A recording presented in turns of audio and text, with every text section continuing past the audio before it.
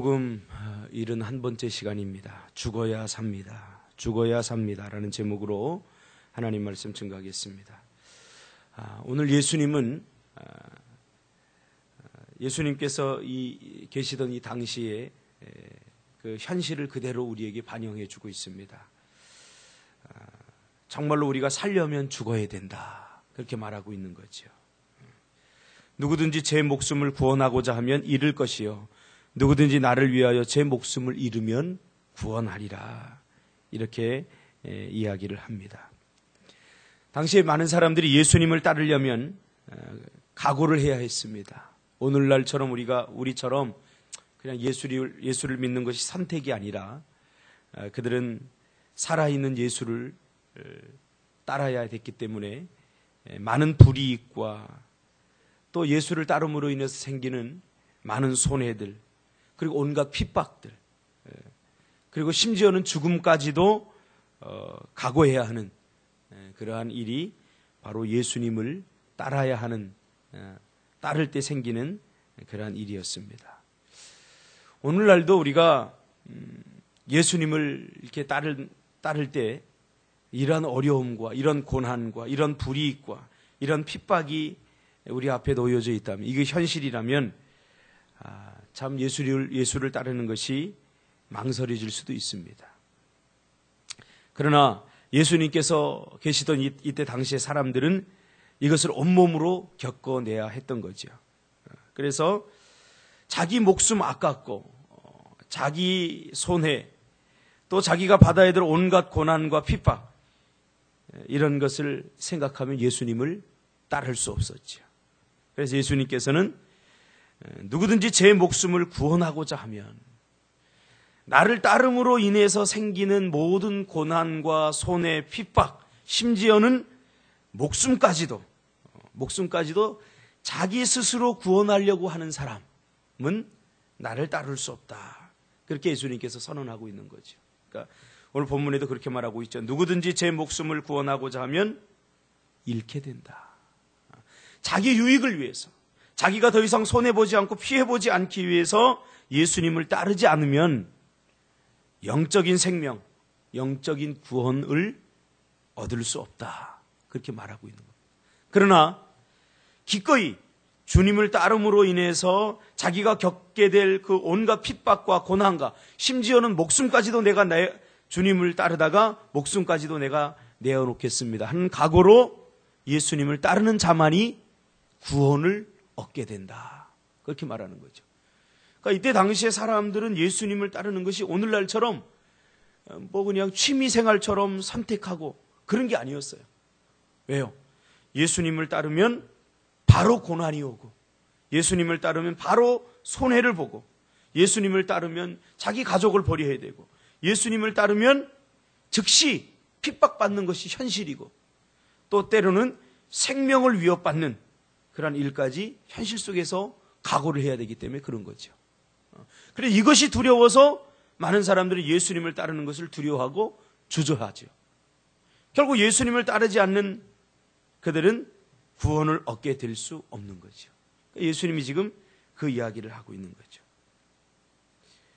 오히려 자기 스스로 살려고 발버둥치는 사람, 자기 힘을 의지하고 자기 능력을 의지하고 자기 생각, 자기 방법, 자기 가치관을 가지고 살아보려고 애쓰는 사람은 오히려 살 길이 막히고 죽음의 길에 들어서게 되고, 반대로 예수를 믿고 기꺼이 손해보기로 작정하고 예수 믿고 기꺼이 고난당하는 것을 각오하고 예수를 따름으로 인해서 생기는 그 심지어는 목숨까지도 내어놓아야 하는 그러한 죽기로 작정하고 예수를 믿으면 오히려 살 길이 열린다고 예수님께서 말하고 있는 거죠. 그러니까 선택을 예수님께서는 요구하고 있는 거죠.